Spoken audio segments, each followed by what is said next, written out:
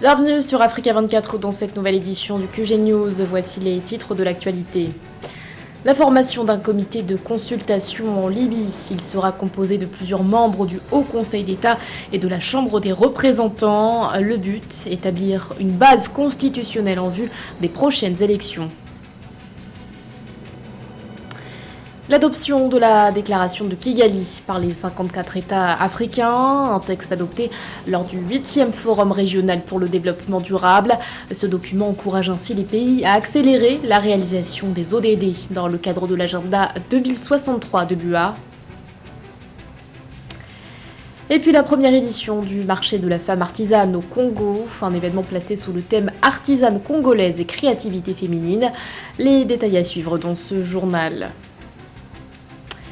Mais tout d'abord, le retrait futur des casques bleus ukrainiens opérant au sein de la MONUSCO, la mission de l'Organisation des Nations Unies en République démocratique du Congo. Une information délivrée ce 8 mars par les Nations Unies après avoir reçu une notification officielle de l'Ukraine, secouée par la guerre depuis le déclenchement de l'opération militaire russe le 24 février dernier. Dans les détails, ce rapatriement concerne 250 soldats ainsi que des hélicoptères et des équipements militaires. L'ONU planche actuellement sur un calendrier de départ. Est-ce là le signe d'une sortie de crise politique en Libye ? Ce 7 mars, le Haut Conseil d'État, chambre haute du Parlement, a annoncé la formation d'un comité de consultation avec la Chambre des représentants, une initiative visant à établir une base constitutionnelle en vue des prochaines élections. Marie-Raphaël Antolo. Le 7 mars 2022, le Conseil libyen a annoncé la formation d'un comité de consultation avec la Chambre des représentants du pays sur l'établissement d'une base constitutionnelle pour les prochaines élections. Pour les autorités, l'objectif ici est de mettre en place un mécanisme pour choisir les membres de ce comité de consultation. La mise en place de ce comité libyen de consultation est une réponse aux exigences des Occidentaux avant l'intervention militaire de 2011 en Libye, parce qu'ils avaient estimé essentiellement que la Libye n'était pas une démocratie selon le modèle occidental. Mais en réalité, la Libye est un consensus politique basé sur une démocratie ethno-tribale, notamment à travers les grands chefs et les chefs de confrérie, notamment des mouvements tribales que le président Kadhafi, à l'époque, le guide de la révolution, a toujours consulté dans le cadre de ses décisions en tant que tel. Selon les autorités libyennes, ce comité doit être composé des représentants des deux instances rivales, notamment la Chambre des représentants qui siège à Tobrouk et le Haut Conseil d'État basé dans la capitale Tripoli et qui fait office de Sénat. La Libye repose essentiellement sur des accords tribaux en tant que tel. Donc ce comité qui a été mis en place va accélérer essentiellement le chronogramme électoral pour que nous puissions aboutir évidemment à une stabilisation aussi bien au plan institutionnel et également au niveau également de la paix sociale que la Libye a toujours recherché. Soulignant que la formation du comité fait suite à une lettre de la conseillère spéciale de l'ONU sur la Libye, Stephanie Williams, dans laquelle elle insiste sur l'importance d'avoir recours à cette mesure. Ceci dans le but de faciliter la tenue d'élections dont le report en 2021 a aggravé la division dans le pays désormais doté de deux gouvernements concurrents. Les pays africains s'engagent à promouvoir des politiques de développement durable. Les 54 États ont adopté la déclaration de Kigali lors du 8e Forum régional pour le développement durable qui s'est déroulé du 3 au 5 mars dans la capitale rwandaise. Le texte encourage par ailleurs les pays à tirer profit de la zone de libre-échange continentale africaine. Reportage de notre correspondant Fraterne Dakaï Senga. 54 États africains ont adopté la nouvelle déclaration de Kigali portant sur les bonnes pratiques et les solutions visant à renforcer la mise en œuvre des objectifs de développement durable en Afrique. Le document a été le résultat de plusieurs experts qui se sont rencontrés à Kigali pour la 8e session du Forum régional africain sur les objectifs de développement durable. Le forum s'est tenu dans la capitale rwandaise du 3 au 5 mars 2022. La sécurité, bien sûr, c'est une condition sine qua non pour le développement durable, mais l'absence de développement également est une cause d'insécurité. Donc les deux sont liés dans les deux sens. Donc on doit s'attaquer aux deux facteurs en même temps. Et la gouvernance y joue un grand rôle, comme vous l'avez suggéré. Le document souligne également la nécessité pour les pays de tirer parti du potentiel de l'accord sur la zone de libre-échange continentale africaine ZLECAf pour soutenir le développement des chaînes de valeur régionales. L'éducation de qualité et l'égalité des sexes et les partenariats, voici quelques-uns des objectifs de développement choisis par le Forum et sur lesquels les autorités africaines doivent travailler en urgence pour améliorer les vies humaines sur le continent. Le défi du développement durable, c'est vraiment de donner les moyens justement à l'agriculteur de base pour qu'il puisse investir lui-même dans son développement. Et certainement, ce n'est pas un parcours qui est automatique ni facile. Il faut les ressources. C'est pour ça que ces conférences sont importantes, parce que c'est aussi un outil à mobiliser les ressources, parce que ça permet à parler aux partenaires et de dire voilà ce que l'Afrique veut faire et voilà les instruments qu'on aimerait utiliser pour permettre à cet agriculteur d'investir lui-même dans son avenir. Le Forum a également vu le lancement de l'Alliance des universités entrepreneuriales en Afrique et du Réseau africain de développement et de transfert de technologie. Le Niger et la Côte d'Ivoire ont exprimé leur intérêt à accueillir le prochain Forum qui aura lieu en Afrique de l'Ouest en mars 2023. Le bureau du Forum entreprendra des consultations pour décider lequel des pays accueillera la prochaine édition. Dans le reste de l'actualité, une enveloppe de 70 milliards de francs CFA pour préparer la campagne agricole 2022-2023 au Sénégal. C'est le budget validé par le président Macky Sall lors du Conseil des ministres organisé le 9 mars. Un budget plus conséquent que celui de la campagne précédente.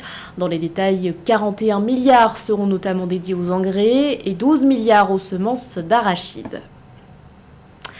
Artisanes congolaises et créativité féminine, c'est le thème de la première édition du marché de la femme artisane organisé à Brazzaville au Congo.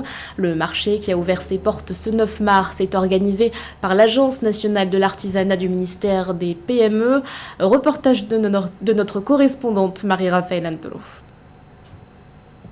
Emeria Okotaka a saisi l'opportunité offerte par l'Agence nationale de l'artisanat afin de faire connaître son savoir-faire au public congolais. Sa particularité, c'est qu'elle propose des boissons thérapeutiques et d'autres articles fabriqués à base de plantes naturelles. Sa devise envers les clients qui ont visité son stand, c'est se soigner en consommant. Ils étaient très satisfaits de l'innovation, le concept il est bon. Il faut consommer bio, 100% naturel et à titre préventif, éviter des maladies cancérogènes. Des fruits et des légumes à titre thérapeutique. Donc vous consommez et vous vous soignez en même temps. Diane Miangonina aussi est venue exposer ses plus belles toiles dans la cour de l'Agence nationale de l'artisanat à l'occasion du marché de l'artisanat féminin qui a lieu du 9 au 13 mars 2022 à Brazzaville. Elle et l'association qu'elle représente promeuvent des thèmes qui valorisent la femme dans la société. Comme d'habitude, je travaille souvent sur les thèmes rapportant sur la femme. Pour moi, je pense que la femme, elle est la pièce maîtresse de la société. C'est elle qui éduque, c'est elle qui tient la maternité. J'invite toutes les femmes à se battre.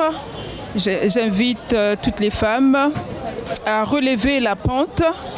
Ainsi, le ministère des Petites et Moyennes Entreprises, de l'Artisanat et du secteur informel a choisi le mois dit de la femme afin de promouvoir l'artisanat féminin et faire connaître leurs produits auprès des Congolais. Notons que le défi des organisateurs est d'inciter les artisanes congolaises à la créativité et au professionnalisme dans l'exercice de leur métier. Nous nous envolons à présent pour la République démocratique du Congo à la découverte du parc marin des mangroves situé dans la province du Congo central à l'ouest du pays. Dans cette zone sérieusement menacée par l'érosion marine, la pêche à la palourde est synonyme de source de profit pour les pêcheurs traditionnels du groupe ethnique Assolongo. Ils sont d'ailleurs les seuls à être autorisés à pêcher dans cette réserve. Gladys Momba. En apnée, sous plusieurs mètres d'eau teintée d'une couleur café, Stéphane Zouzine Deka s'active pour dénicher des biboitis, nom donné aux palourdes pêchées à l'embouchure du fleuve Congo qui se jette dans l'océan Atlantique. Bien qu'éprouvante, la récolte d'huîtres d'eau douce est devenue pour les pêcheurs traditionnels de Kimwabi un moyen de subsistance. Ce travail est très dur car il faut pouvoir rester longtemps sous l'eau sans respirer. Il faut plonger longtemps pour avoir des palourdes. Grâce à ce commerce, Nzuzi gagne entre 40 et 100 $ par mois pour nourrir sa famille. Mais si elles sont très appréciées pour le gain qu'elles procurent et pour leurs coquilles utilisées comme pavés, les palourdes restent une alternative à la pêche de lamentin, désormais réglementée. Le lamentin est une bonne viande, mais ces jours-ci, avec toutes ces restrictions, nous ne pouvons plus le pêcher. Si vous essayez, vous allez en prison. La récolte de palourdes est devenue, au fur et à mesure des années, la principale ressource du groupe ethnique à Solongo, auquel appartient Nzuzi, seule communauté à être autorisée à vivre et à pêcher dans le parc marin des mangroves du Congo, situé dans la province du Congo central, une réserve protégée depuis novembre 2014. Un mot de sport à présent avec un point sur la Ligue des Champions et la Coupe de la Confédération de la CAF. Plusieurs rencontres sont au programme de ce 11, 12 et 13 mars. Parmi elles, le face-à-face Mamelodi Sundowns Al Ahly dans le cadre de la Ligue des Champions. On fait le point avec José Douglas. La Ligue des Champions qui débute ce vendredi 11 mars en groupe A, Al Hilal Al Merreikh, et ce samedi 12 mars, Mamelodi Sundowns Al Ahly. Au classement, Mamelodi premier avec 7 points devant Al Ahly et Al Merreikh. En groupe B, 2 rencontres ce samedi 12 mars, Oroya Raja et Sétif Amazulu. Au classement premier, Raja de Casablanca, deuxième Amazulu. En groupe C, ce vendredi 11 mars, c'est Belouizdad Galaxy. Et ce samedi 12, l'Étoile du Sahel contre l'Est Tunis au classement premier ex-aequo, Est Tunis CCR Belouizdad. En groupe D, ce vendredi 11 mars, Zamalek Wydad, et ce samedi 12, Petro Luanda Sagrada Esperança. Au classement premier, Petro Luanda 7 points et le Wydad Casablanca deuxième 6 points. Coupe de la Confédération, ce sont les quarts de finale qui se dessinent. Et voyons les matchs et classements. Toutes les rencontres ont lieu ce dimanche 13 mars. En groupe A, Zanaco Al Ahly de Tripoli et ses Sfaxiens contre Pyramides. Au classement Pyramides, c'est premier et second Al Ahly. En groupe B, Gessawa Al Ittihad et Orlando Pirates contre Royal Léopard. Au classement premier Al Ittihad, second Orlando Pirates. En groupe C, Al Masri sera face à Otoyo Doyo et Coton Sport contre TP Mazembe. Au classement premier, TP Mazembe devant Otoyo Doyo. En groupe D maintenant, Simba sera opposé à RSB Berkane et ASEC Mimosa contre la gendarmerie du Niger. Au classement, premier RSB Berkane et second Simba, ASEC Mimosa et bon dernier. L'équipe ivoirienne de l'ASEC qui a perdu un élément majeur à la fin de l'année 2021. Samake Gausu, parti au club américain du DC United, basé à Washington. L'ASEC a prêté l'un de ses meilleurs joueurs à DC United, Make Gausu, pour 2 ans depuis 2021 jusqu'à 2025.